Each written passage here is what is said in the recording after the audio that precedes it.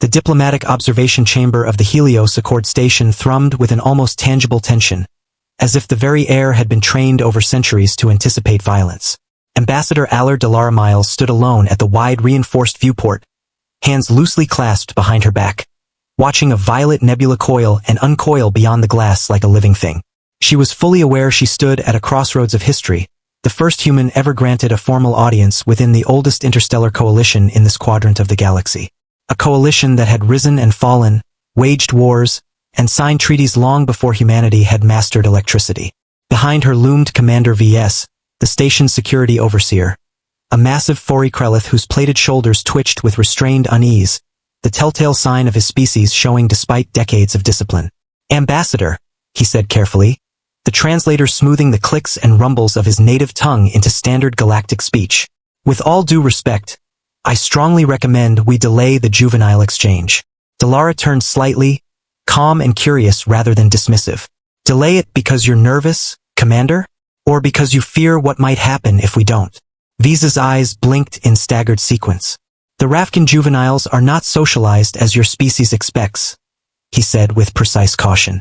"Their biology compels dominance displays during early development: intimidation, aggression, fear induction. The last 3 envoys assigned to observe them formally requested reassignment within hours." A faint, knowing smile touched Dallara's lips. "Then perhaps they were the wrong envoys," she replied. VS stiffened. "Ambassador, the Ravkin were apex predators long before spaceflight. They conquered 17 systems before the Accord forced their integration. Entire civilizations collapsed because someone underestimated their young." Dallara nodded, finally turning fully to face him. "Commander, humans spent most of our history surviving predators bigger, faster, stronger than us. And we didn't do it by being the scariest thing in the room." Before VS could respond, the chamber door hissed open, and 2 dark shapes flowed inside, low to the ground, movements fluid and terrifyingly precise. Nyx and Karth, Ravkin cubs barely adolescents by their species standards, roughly the size of large terrestrial panthers, entered. Their obsidian black scales were etched with faint bioluminescent veins, pulsing brighter as they sensed unfamiliar prey. Molten gold eyes locked on Dallara, and they split into a flawless pincer formation. Their scales flared crimson, pheromones saturating the air, ancient chemical signals engineered to trigger terror across dozens of species. VS stumbled back instinctively, every evolutionary warning screaming at him to flee. The cubs rose onto hind legs, claws extending with metallic whispers, jaws revealing crystalline teeth designed to shear starship alloys, deep resonant roars vibrating through the chamber. And still, Dallara did not move, her breathing steady, pulse calm, gaze warm rather than defiant. Nyx advanced first, testing, snarling inches from her face, waiting for the expected flinch, recoil, or submission. But Dallara simply tilted her head and said softly, "Are you two finished?" The cubs froze mid-display, confusion rippling through their bioluminescent patterns.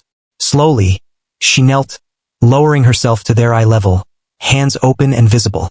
"You're doing an excellent job trying to look terrifying," she continued calmly. "Truly impressive, but I think you're very tired." Nyx's crimson glow faltered into uncertain violet. "Where I come from," Dallara said, her voice warm with memory, "we had animals like you, claws, fangs, hunters through and through, and when they were young they did exactly this. Loud, fierce, desperate to prove they could survive on their own." Nyx's growl softened into a low rumble. "Do you know what we did?" she asked, smiling gently. "We picked them up." Before the cub's instincts could recalibrate, she stepped forward smoothly, wrapping her arms around both of them, lifting with practiced ease. Their bodies stiffened, aggression short-circuited. She adjusted her hold, cradling them against her chest, one arm supporting Nyx's weight, the other steadying Karth, fingers finding sensitive pressure points along their dorsal ridges, stroking in slow, rhythmic motions that soothed rather than restrained. "There we go, my brave little warriors," she murmured. The chamber fell silent as the Ravkin cubs made a sound unrecorded outside their nesting grounds for centuries. A deep, resonant purr vibrating through their armored bodies. VS stared in disbelief as the pheromone output dropped to nothing, and their bioluminescent patterns shifted to soft, calming blues. Nyx nuzzled instinctively against Dallara's shoulder, Karth draped across her arm, claws retracting, eyes half-lidded in unmistakable contentment. Impossible, VS whispered. Dallara looked up at him with a gentle smile. Commander, she said, still stroking the cubs.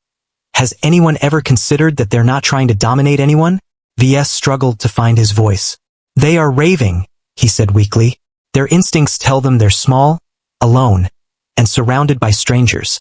Finished softly, Dallara replied. Fear doesn't always look like fear. Sometimes it looks like teeth and claws. Human children do the same.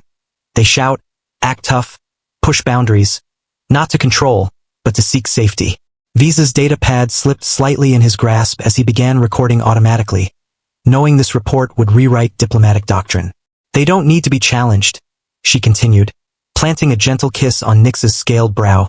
They need to be understood. Fierce, unstoppable, and secretly desperate for a hug. Something ancient and rigid inside VS cracked. Humanity's approach, not through fear or force but through patience and empathy, was rewriting his understanding of the galaxy. Dallara settled into a nearby seat. The cubs curled against her like oversized armored kittens, as she told them stories of Earth's lions and wolves, of cats that ruled households with nothing but attitude and affection. VS understood with chilling clarity.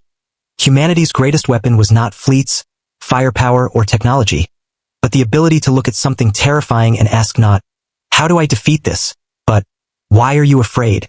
As Nyx and Karth drifted into sleep, secure and trusting in the arms of a species barely 3 cycles into galactic travel, Commander VS realized the age of humanity within the Accord would not be marked by conquest or domination, but by something far more disruptive, the radical idea that compassion could tame what fear never could. Please follow my channel for more videos. One click from you can change my life.